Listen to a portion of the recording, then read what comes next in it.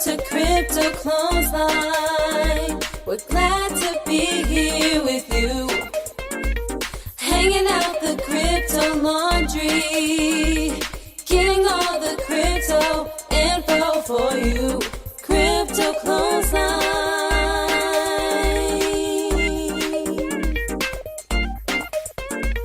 Crypto Clothesline. Amy Rose, Happy New Year. Hi, this is season 2. We've decided to have a number 2.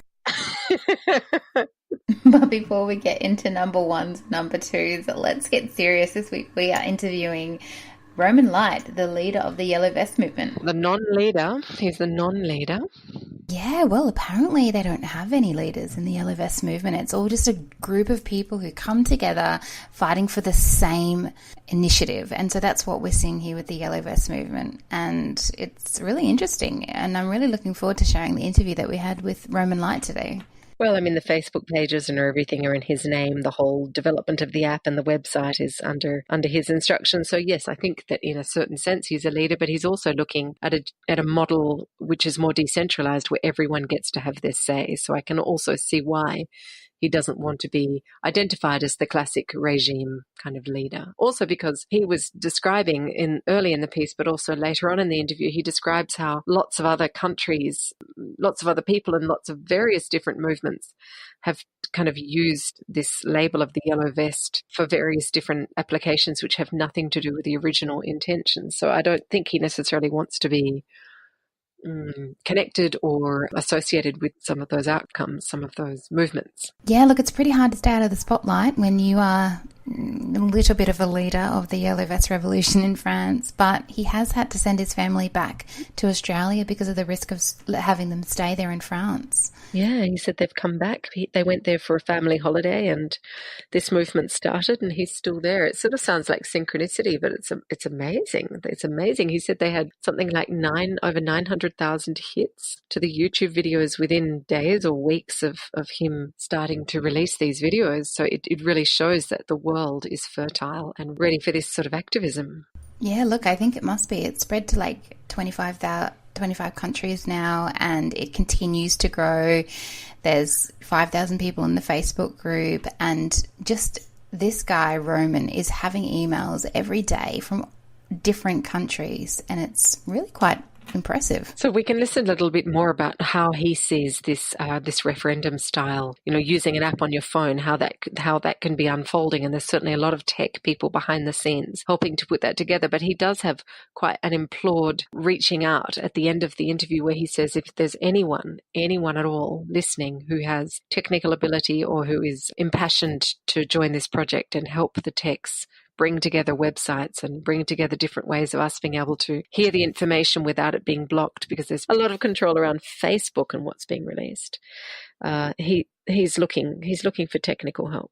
Yeah, because Roman said that they're looking for tech support or technical assistance to build this decentralized app for communication that's similar to Facebook. And so they're needing a means to communicate without getting shut down. And I think awesome. So if anyone can help, let us know. Let Roman know that his details will be in the show notes. I've been reading this book and it's really cool.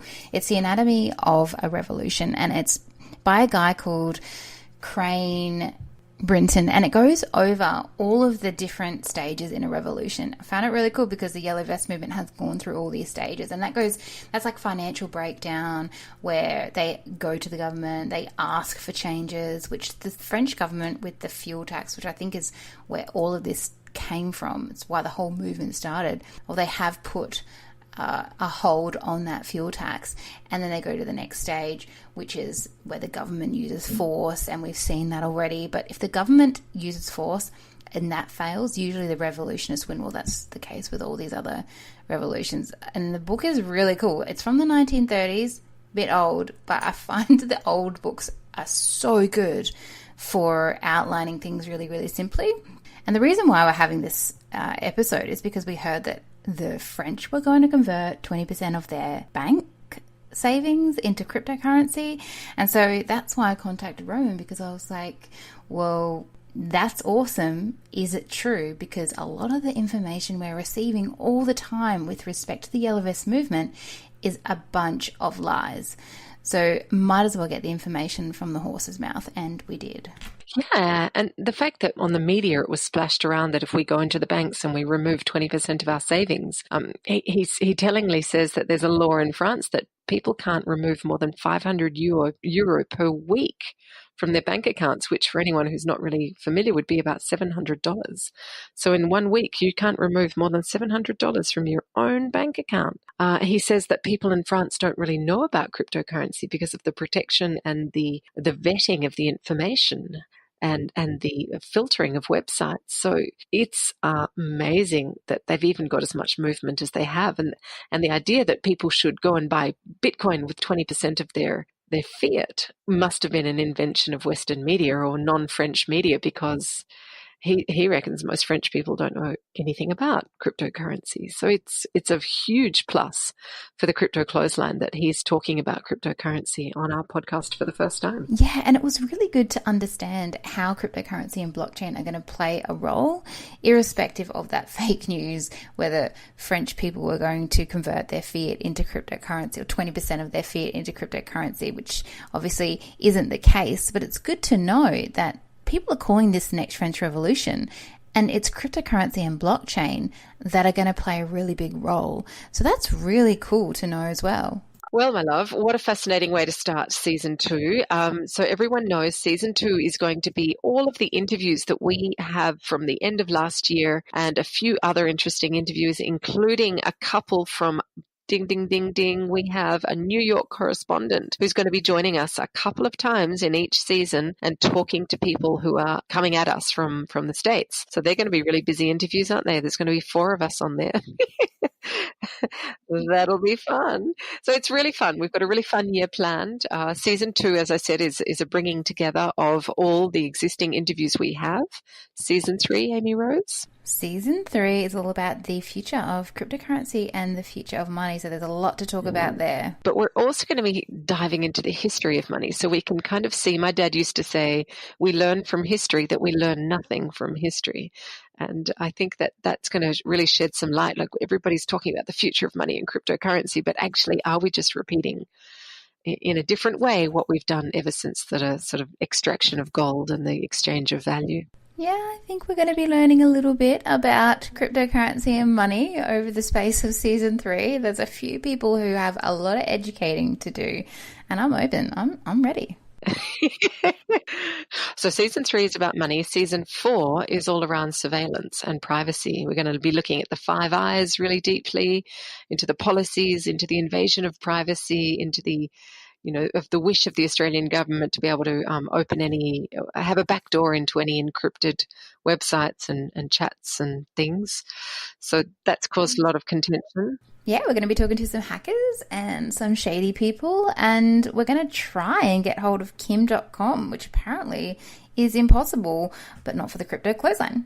Absolutely, because in crypto and blockchain, it's all about things being encrypted and so-called privacy, and we'll be learning as we go, as always. And season 4? I think you mean season 4. I think number 5 comes after number 4. We're so good at this. So good. Season 5 is going to be all about the dodgy stuff. It's going to be called Crypto Controversies. That's it. And we're going to be talking about all of the shady stuff, all the dodgy stuff, some cool stuff, but it's going to be a recap of 2019 because, stuff happens. Which, let's face it was the same in 2015, 16, 17, 18. We're all hoping that this famous bull run will come to be in, 2019. So we see how it all unfolds. Don't worry, we're still going to be here, even if it's a bear run until 2022. We're always going to have a podcast. Well, let's not make too many promises. And we might be looking at Bitbacker. We might be moving away from Patreon. Let's talk a little bit about what we do. On Crypto Clothesline, our show is about helping women join the blockchain wealth revolution for themselves and for their families. Our names are Amy Rosegoodey and Abedi Catherine Pass, as speakers in blockchain and crypto, and we're on this mission. We're learning together with you. Believe me, we don't always just know what we're talking about. We're talking with leading experts in the space. We're exploring cutting-edge technology projects that are shaping the future for us and our children. This podcast is for intelligence and growth, and our values are for peace, harmony, and collaboration with the planet. So we really hope you enjoy this very interesting and thoroughly stimulating conversation. It wasn't really an interview, it was more of a conversation with Roman Light from the Gilets Jaunes, the Yellow Vests. Today on the Crypto Clothesline, we want to introduce you to Roman Light, who is the leader of the French Yellow Vest movement. And he's probably going to argue with us a little bit about putting the label of leader on him, because it is said that the Yellow Vest movement has no leader. But we're just going to put that on him lightly, and he can argue with us if he likes. But he's also a dad. He is a sovereignty warrior and a crypto adopter. So welcome to the Crypto Clothesline, Roman Light. Thank you very much for having me. Yeah, thank you, Roman. It's wonderful to meet you. Roman, the world is paying attention to the Yellow Vest movement. It's growing a lot and it has reached the Australian shores. Can you tell us what the Yellow Vest movement is and how you got involved in it? So yeah, the Yellow Vest movement started as a protestation against the government and all the power of Europe over France. And yeah, it just ended up being the best opportunities that we had to reconnect to each other and get to know each other and just get out of our comfortable zone. And that message started on the 17th of November. And initially, people didn't really know why they were out. They were just like so upset about, there were so many reasons why they were out that they didn't know that there was one common reason, which was that we wanted to take our future back and take our destiny back. And I hear a lot of people across the world starting to take that Yellow Vest movement spirit, but they all have political agendas. They all have a certain way to look at politics and fix the world in a way that is, I believe, obsolete. And unfortunately now, as the Yellow Vest movement is a French, and French people doesn't really speak English, not most of them, it's hard to being heard by the rest of the world because people can easily put whatever they want on that movement. So my role, as I lived in Australia for the last 6 years, is to use my English skill to spread that message and being sure that the original message is heard by the world and not just political left or political right would just come and take over. Are you sort of saying that because of the lack of perhaps easy translation between the two languages and the fact that you don't have a common language, in this case English, that people are adding their own political agenda onto the movement? Yeah, exactly. Like they don't understand that the Yellow Vest movement is not just a movement based on people going on the street and protesting. It's not really that. It's an insurrection. It's a revolution. People don't visualize what's going on. Like, first of all, there's a huge censorship coming from Facebook and mainstream media who are not showing the true reality of what's going on the ground. We have death. We have people who died. We have people who have been injured. Like, we talk about more than 200 or 300 people injured. And it's not small injured. We talk about people losing an eye or having received flashball on their jaw and having broken jaws and broken nose and coma, and the violence from the cops and the police is going beyond international laws. But this is actually showing the double standard and the hypocrisy of United Nations and all those so-called organizations who are here to bring peace to the world. But we all know in the past that the way they let the Western coalition invade Iraq and Libya and Syria was not to bring democracy in any way, shape or form. It was actually to steal resources and allow a private agenda to be enforced on population. And when French people, citizens, are decided to go against the government and the government is killing them, literally, the world doesn't talk about it. They just talk about, it's just like a few Nazis who are protesting outside. The difference between what's going on the terrain and the information that is projecting on the rest of the world is remarkably wrong and remarkably altered. Roman, can you give us some sort of idea as to how long you think this movement might go on for, and what is the Yellow Vest movement asking for in order to bring peace back to France? For the peace to come, it's very simple. We want the government to go out, and we want political parties to go out. We want to change the whole political system. We are fed up of being in a system that is like 200, 300 years old and hasn't evolved, and we want something new to be put in place. And that new thing that we want is called the RIC, or SEER in Australia, like the Citizen Initiated Referendum, or referendum initiated by the citizen. And we want like a modern democracy. And I believe that the cryptocurrency is the instrument that is missing in our current world that will allow democracy to be really implemented into our society. So referendum initiated by the citizen is the simple idea that we are politically powerless. We are infant politically. We have the right to vote for our masters, and our masters will decide of our future for us, but we don't have the right to vote our own laws, and this is not okay. We need to come into a space today where people are not just voting for X Factors or the next bachelor, and they're going to start to get really politically involved and going to be able to vote for what they believe is the best for themselves, their family, and their country. So the idea that we could have a constitutional right to trigger a national referendum, which is the concept of the referendum initiated by the citizen, a constitutional right to trigger national referendum from our own initiatives, is a revolution. It's a true revolution. And the people in place, the power in place, will never let this happen. So how long is it going to take for the people to take over their own government and get rid of them? I don't know. I cannot answer this question. I can only tell you that my plan is to bring that fire all over the world. Because the same people who are controlling France, who are controlling Europe, who are controlling America, who are controlling Australia, who are controlling, I don't know about Asia, like Asia I think is a bit more complicated, will easily stop a movement that is just localized in France, but will really struggle to stop a movement that will just starting all over the world. So my job is to bring that idea of that referendum initiated by the citizen all over the world, so they will have a hard time stopping this idea.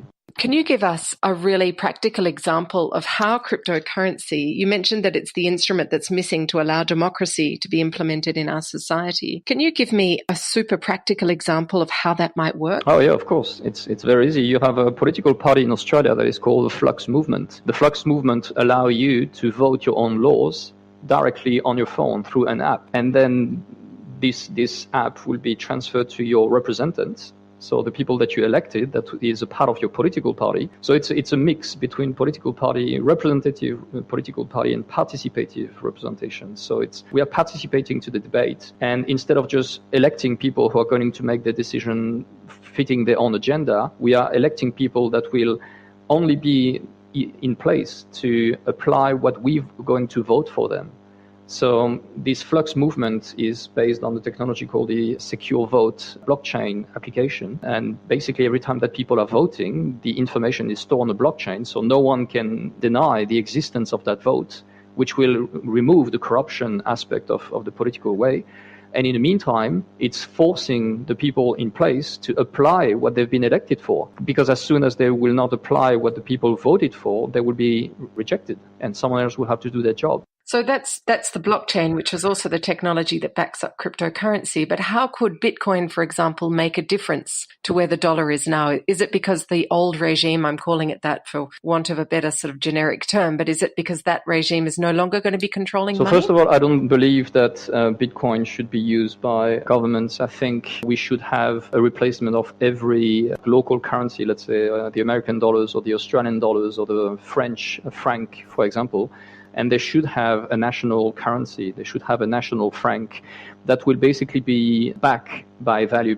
If today we could basically do the inventory of all the patrimony of a country, all the value, all the culture, all the potential of tourism, all the potential of the GDP, we could have a conversation about those different points, but we could actually back the value of a currency based on something tangible and physical. I guess in a way the Australian and American dollars or the euro is good in a way because it's based on tangible things, but bad because it's centralized and controlled by entities who don't have our common interests as their only best way to work. And the second point is that it's based on the fractional reserve and debt, which is basically a vicious circle that will bring the humanity down into that no-go zone. So the whole idea is to bring more depth in the crypto world. My message is to bring that depth that is, I believe, missing today in the crypto world. And we see today the crypto market completely falling off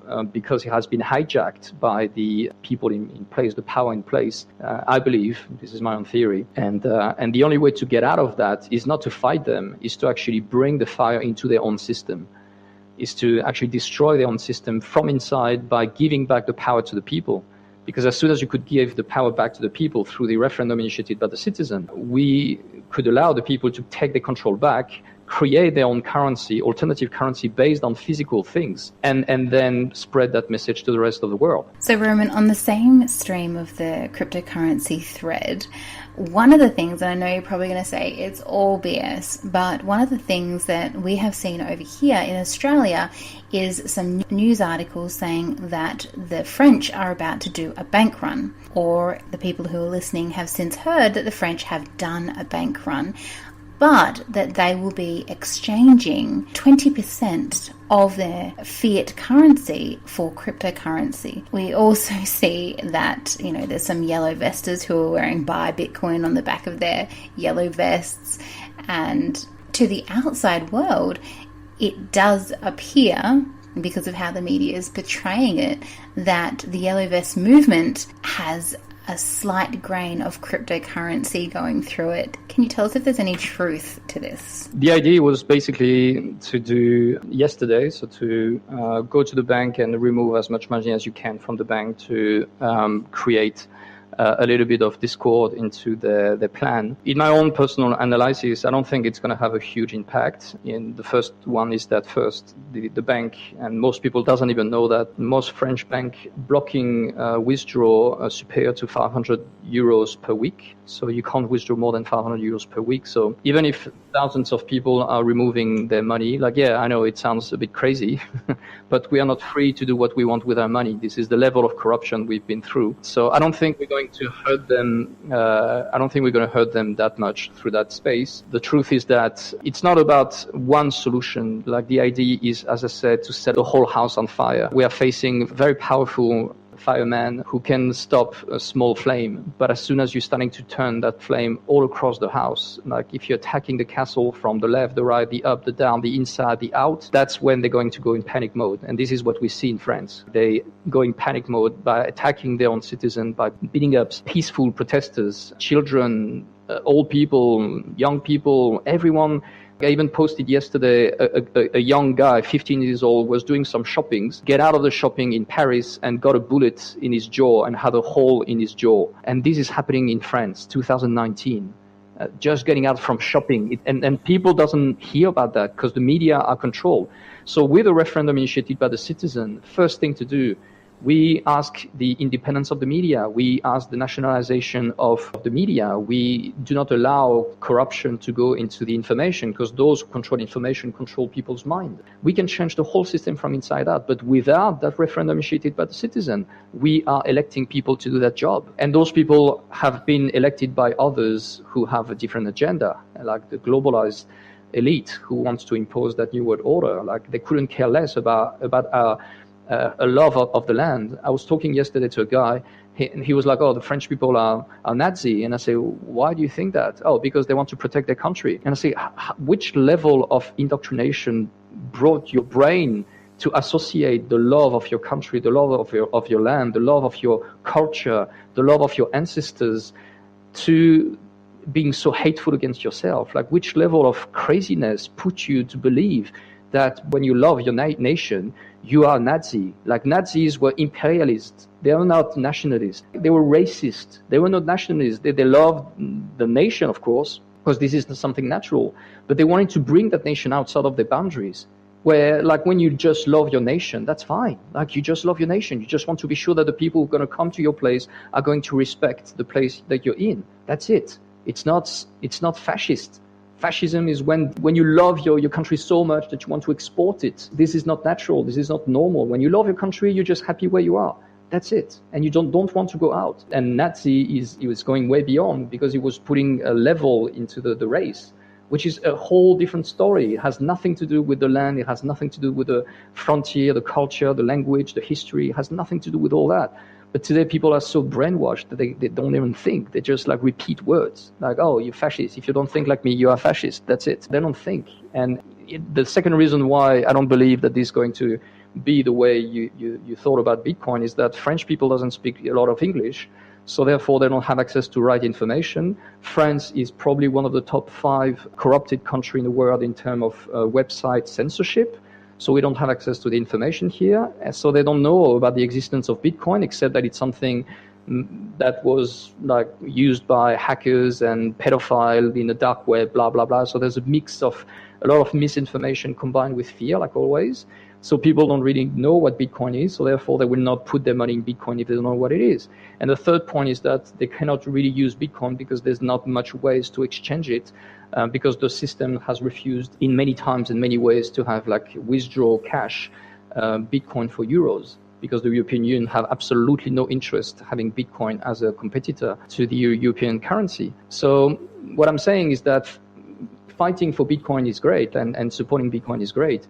But Bitcoin was just the first initiative. Like we need to move on to the next level, which is having national currencies as long as we have the control of our own nation. Until we're going to get the control of our own nation and the people we get in power, and or at least we will be able to stop the corrupted people to be in place. Like I don't believe cryptocurrency will have any future. That's my own belief. So, Roman, the Yellow Vest movement in France is massive, but we also know that it's spreading, and that is the intention. We can see it here in Australia. We have a little interview at the end of this episode with Mike Holt, the visionary behind the Australian Yellow Vest movement, that our listeners can have a listen to, and also another full interview with Mike Holt if anyone wants to have a listen to that, and that'll be on our website as well.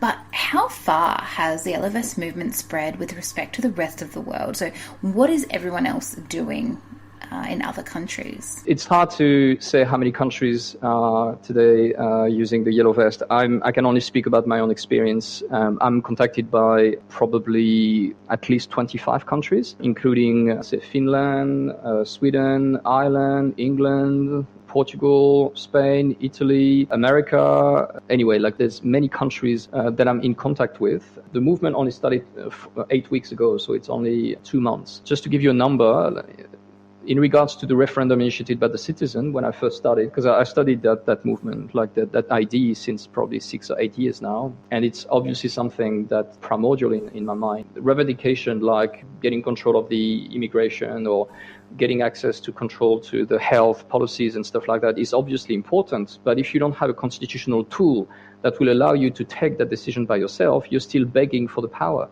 So the idea is to stop playing that stupid game of asking to be listened and basically take that power back and make the decision ourselves.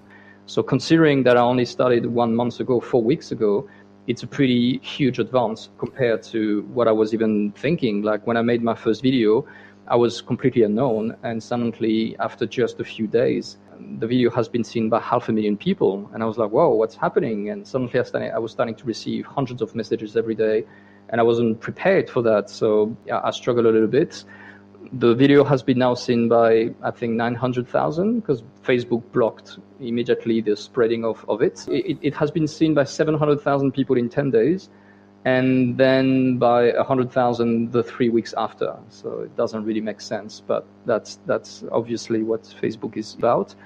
And my Facebook group is only 5,000 people, followers, and I just receive about 100 likes per video, which means that it's 10% of 10% of 10% that is going out. You know, being in the crypto space for so long, and recently, I mean, I've only had a Facebook account for a little while, so not very long, but my experience of being banned, my account blocked, I don't have an ability to use any sort of ad posting facilities. So my understanding is that Facebook, and the belief of many people around the world, is that Facebook is a really controlling, manipulative, centralized and discriminatory platform.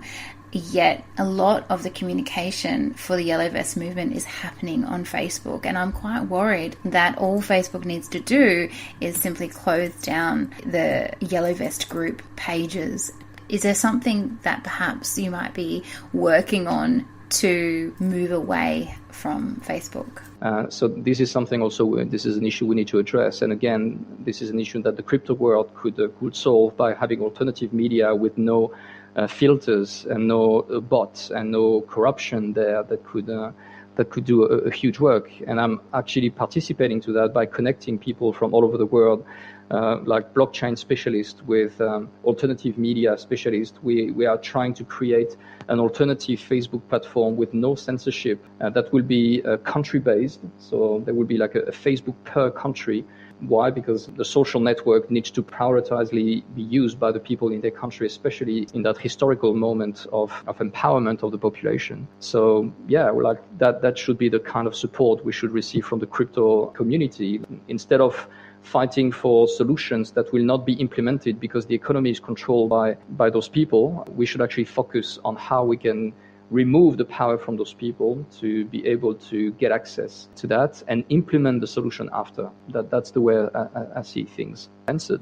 So are there any applications, like encrypted applications, that you've looked into? Because what I use a lot, particularly for private conversations, is Telegram, and it's really good because you can even have conversations that disappear after about an hour. Really handy in some situations.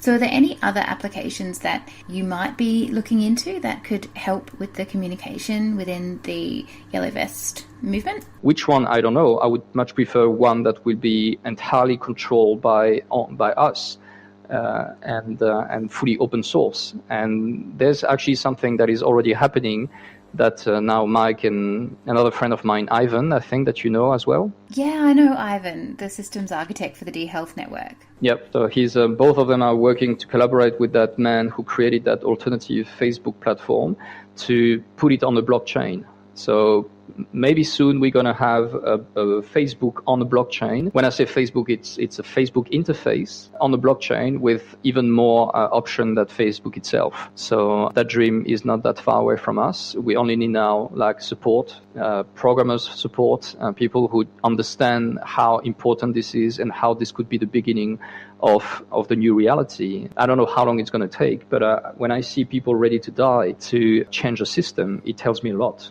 Wow. Roman, have you heard about bitbacker.io? I mean, I know it's not exactly like a Facebook in the sense of doing live videos and things, but it is been suggested as an alternative to Patreon in the sense that you can receive cryptocurrency, and it seems to have a lot less control. To be honest with you, I'm so overwhelmed with everything I have to do. Like, I don't have much time to do some tests. I need to have people who are going to make sure that if I'm checking something, it's going to be really something that's going to save us time. Because if it's just to reinvent the wheel again and being sure that the people behind are good intention and are the right people, like, I'm much better just reinvent the wheel again. Roman, I just was interested to know, and I did miss out some of the conversation because I'm in the country and my internet dropped out a number of times. But are you, you said that you've been living in Australia for the last 6 years. Are you currently here or are you back in France? No, funny enough, I was in France for holidays. And the agenda changed, and synchronistically, I had to stay here for whatever reason. And now I'm starting to see why I had to stay here, and here I am. So no, I'm in France, but my wife and my daughters are Australian, and they're actually going to come back tomorrow, back in Sydney. And yeah, it's going to be hard for me to be separated from them, but I feel better for them to be safe on the other side of the world, because here, like, we don't know how things are going to move. Like, an insurrection is an unpredictable movement. So, and when we are facing a government that is not wise at all and is using force to create escalation, like, we don't know where this escalation will end. We know we're going to win. We just don't know how bad the path will be. Wow, that must be, as a father and a husband, that must be incredibly heart-wrenching. Yeah, yes, it is. But if I'm not fighting for their future, who will? The people today are looking at their own life, and if I'm not doing what I'm doing today, what will happen in the future is that my daughters will look at me and say, okay, you gave us that reality. What do you want us to do with it? What could have you done before that could have changed that today? Now, if my answer was or will be, I was busy paying the rent, or I was busy feeding you and doing things, like just being a slave in a system instead of trying to change the system, I will have miserably failed. So I understand deeply how that system works, and so therefore I have that responsibility to take that action and trying to inspire others to go out of their comfortable zone and to act. Because I don't know for you guys, but I was waiting for that movement for years. And now that it's there, I'm like, wow, I cannot just hide myself and just go back and find a simple job and just forget about all this. Because if we're missing that opportunity, we don't know when is going to be the next one. There's this interesting saying, and it's so simple, but it's once you've understood something or once you've seen something, you can't unsee it. You can't go back into the dark cave and just bury your head in the sand again. Yeah, or you can if you're cowards. And unfortunately, a lot of us human beings are cowards because we've been trained to be cowards. We've been trained to be afraid of ourselves, to not knowing who we are, to not knowing how powerful we are, how amazing we are, and therefore we are afraid of reality because we think that reality is our enemy, like nature is our enemy, immigrants are enemy, people in power are our enemy. No, they're not. We are our own enemy. Our own powerlessness is our own enemy. Our belief that we are powerless is our enemy. It's a belief. It's not true. It's a fog. And because we trust that fog and we trust that belief, we believe that we are not good enough, not strong enough, not clever enough, not powerful enough, and that's a good excuse. That's all we need. We just need an excuse to stay home and don't do nothing. That's all that system forced us to become. And it's an interesting thing because the system has forced us to become that. It's almost like this imposed apathy, and for people to really to wake up and overcome that apathy and create momentum where there is none. It's quite something to wake people up. I mean, I think by the looks of things, the fact that you said that you started in November and within a very short time you had a massive following, that already indicates that the world is fertile for this change. And yet when you're overcoming every day, it's not stupidity. It's not that human beings are stupid, but it is very hard to move people when they're stuck in the mud. Yeah, exactly. And don't listen to the media who are telling you that the movement is slowing down. It is not the case. The movement is actually increasing and increasing. So I don't know. It's really hard to have numbers. So we don't know exactly how much we started with. We just were really surprised to have so many people outside. But the truth is that we have probably doubled those numbers in 2 months. Yeah, the government is spraying us like cockroaches. The government is washing us with water. Like, you should watch the videos that I posted on my Facebook group. They're treating us like crap.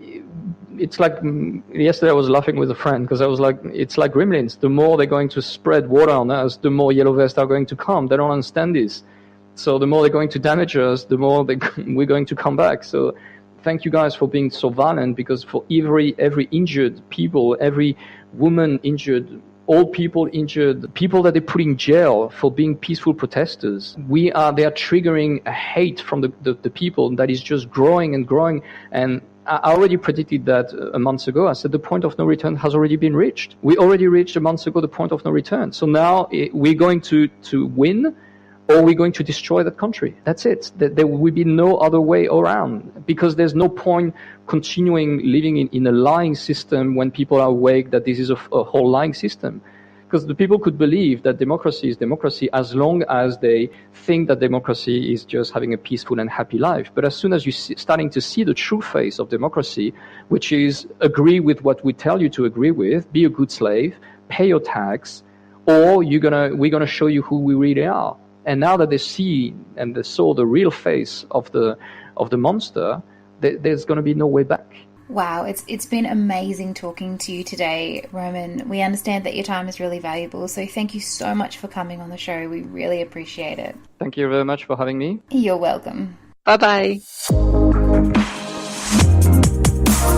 Wow, not many words can describe the magnitude of what the Yellow Vest movement is actually doing. It is pretty big, and Roman and Mike have their work cut out for them. So from what they've achieved, I do have faith that they could probably bring about some massive change, but we're just not sure of what direction this whole thing is going to take. I mean, Roman did have to send his family away just to protect them, because we just don't know what's going to happen in France, particularly with all of the force that the French government is inflicting at the moment. I'm still blown away, and I feel like I need to listen and re-listen to that interview, because while he was speaking, it was unfolding in my brain, but I was getting like little ant tracks of understanding. I wasn't sort of getting a buffalo sort of herd of understanding, if you know what I mean. It wasn't like this really clear line. I was like, oh, so that's how you see it could work. And the fact that even the way he responded to that tweet that you talked about, you know, that we should all go in and remove 20% of our fiat and then go and use cryptocurrency instead. The way that he was just so clear about why that wouldn't work, or why he didn't think that would have a massive effect. It's just really interesting the way certain information gets tweeted and it gets released on social media, and then it almost becomes like a social truth. So, do you know in France that they're going to be taking 20% of it? And he just turned around and went, well, no, you know, they can't even take money out of their banks. That's how controlled we are over here. We don't know about the fact that people have died in this movement, that people have had their eyes removed. He said that a 15-year-old boy was shopping and he was wearing his yellow vest and he came out and got a bullet hole in his jaw. He's saying this kind of violence is going on against the citizens, peaceful activists who are citizens in this country, and none of it hits the media. You know, it's not just that we're being censored from news. It's also that we're being fed fake news and lies all the time. And one of the big ones already, and as you know, we spoke about it in the interview, is that we are being told that the yellow vest movement is shrinking when in fact it's spreading. I mean, Australia alone, there's about 5,000 people in the Facebook yellow vest movement group, and it's growing. And Mike is being interviewed. Mike from the Yellow Vest Movement Australia has been interviewed by all television networks. I mean, I can't help but be a bit wry here, but we've got a lot of people wearing yellow vests in Australia who actually are FIFO workers. They're fly in, fly outs, you know, my partner being one of them. It's like, oh gosh, I used to wear his yellow vest when I'd ride my bike so I could be easily seen. Now I'll be seen as an activist riding my bike. I think it'll go if you see someone walking around Maya or the supermarket and they're wearing a yellow vest that says CIR, they're probably in the yellow vest movement. But if they are wearing a yellow vest and they're on a work site, that is a dead giveaway that I think they're at work. I'm just saying. Or RIC, depending on whether you're speaking the English or the French version. Yeah, that's the thing. It's really confusing. But if you're in France, it's RIC. And if you're in Australia, it's CIR, so Citizens Initiated Referendum. And if you are in Australia, then you will probably have heard of the Yellow Vest movement here because it is growing. And the founder, or the guy behind the Yellow Vest movement, along with many others, obviously there's no leaders, Mike Holt, spoke to me in my house on my lounge about the Yellow Vest movement. And he's since been interviewed by all the networks, ABC, Channel 7, Channel 10, about what's happening with the Yellow Vest movement. Should we have a listen to that now? Yeah, let's have a listen. Mike Holt, thanks so much for joining us on the Crypto Clothesline today. We're sitting here in my office at my house, having a cup of tea and talking about the Yellow Vest movement in Australia. Mike, you're a Vietnam vet, you fought for the country and you continue to fight for the country, particularly with respect to the Yellow Vest movement, but you also have another few little projects going on to restore Australia. So can you tell us firstly, what is the Yellow Vest movement in Australia? Why was it created and how's it going at the moment? Okay, well, a few weeks ago I watched a video put out by Roman Light, who was one of the spokesmen for the Yellow Vest movement in France, and I was particularly interested because he was talking about citizens-initiated referendums, or as they call it over there, referendums initiated by the citizens. RIC. So I got in touch with him through Facebook and we started talking and we realized there was a great synergy there, and I asked him if it was okay if I set up a Yellow Vest page in Australia, which I then called Yellow Vest Australia and Worldwide.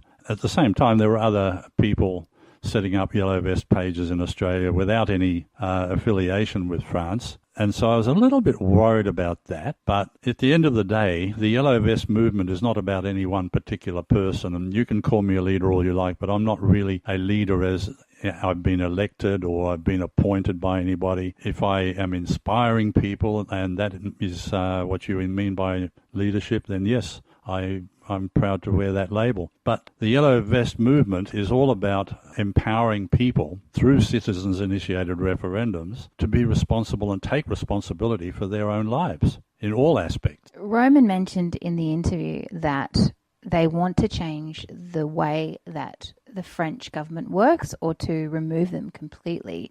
Is that something that the Yellow Vest movement in Australia is working towards? Well, that has been a goal of Advance Australia, the group that I founded, for a long, long time. So yes, I think we can all agree that the political party governments have failed us miserably. They haven't performed the way that we would expect them. They don't serve our needs.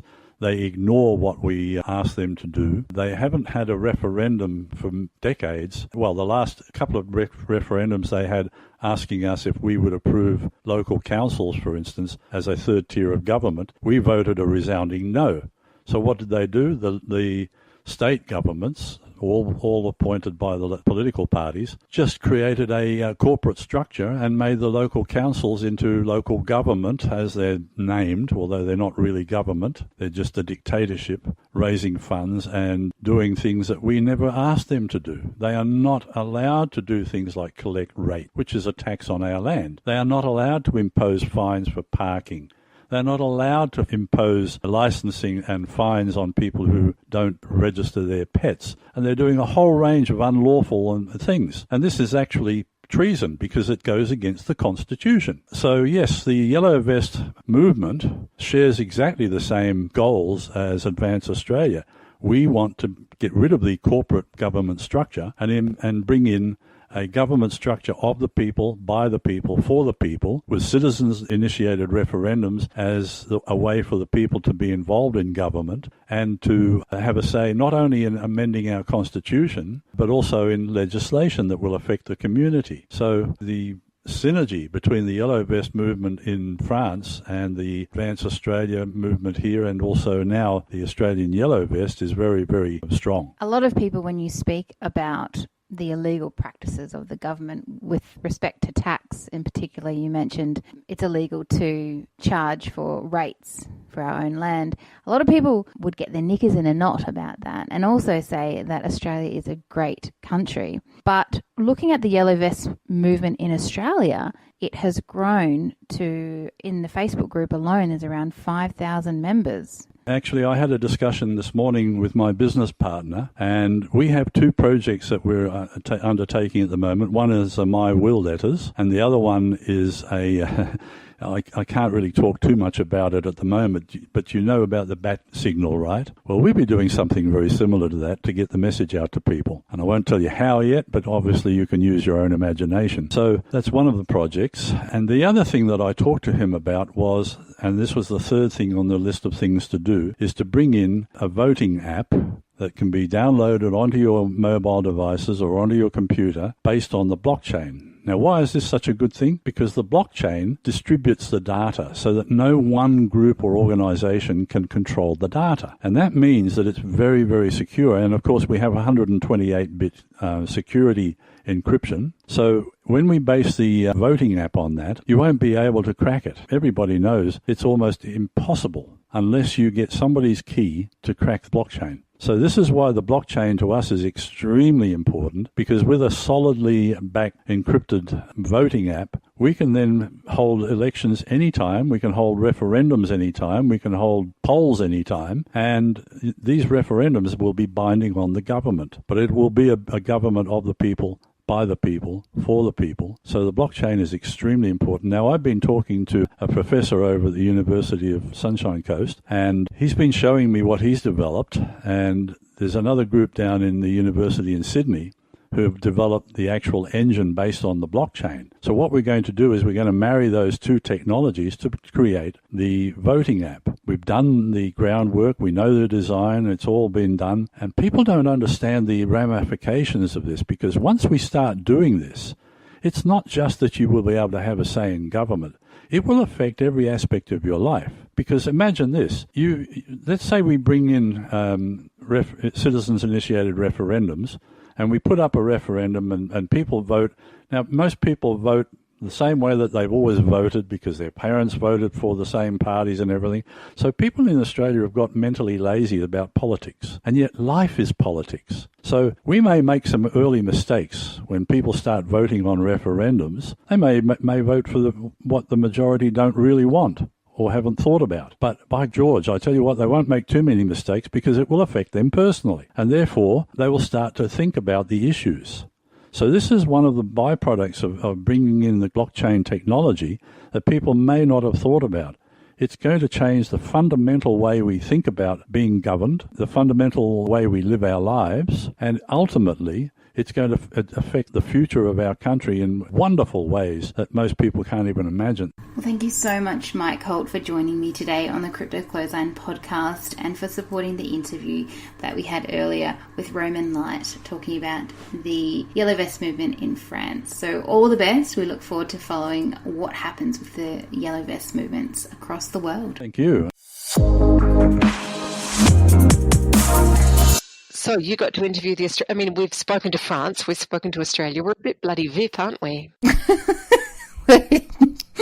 Yes, we're the Crypto Clothesline, of course. Not holy moles, just holy moly. No. Bit of a whole... I'm not going to say it. Oh, come on, girl. Don't go there.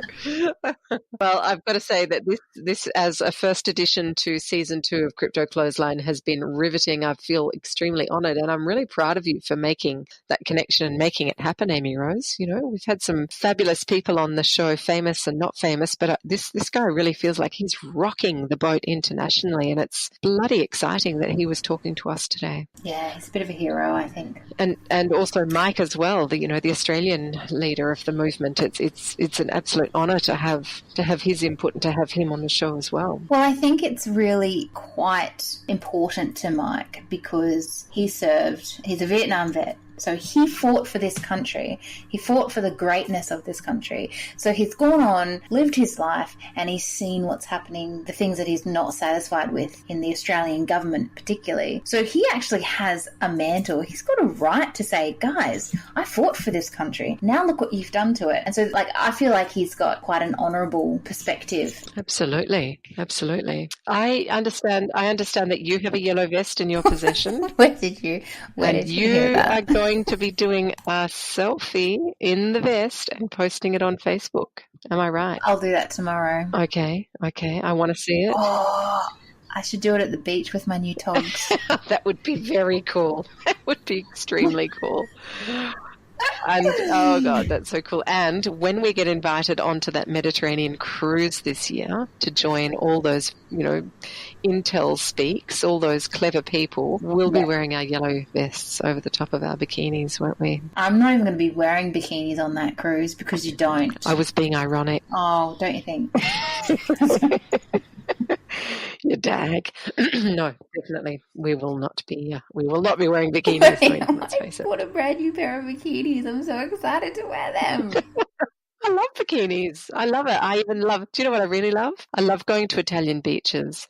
There are some really hot women on those beaches and I kind of feel a little bit shapeless around them. But then I look at all these rockin' it grandmas who are in their 70s. They're still in their funky bikinis. They're sitting there with their lizard brown skin playing poker or playing cards under their umbrellas and letting it all hang out. And they have the right to be sitting in their bics as much as any other hot chick. So I love bikinis. Me too. I just got one and I'm just like, you know what? I'm going to do it. I don't even care. And so it's happening. Yes. All right, my darling. Until next week. Okay. Love you. Bye. Love you too. Bye. Crypto Clothesline.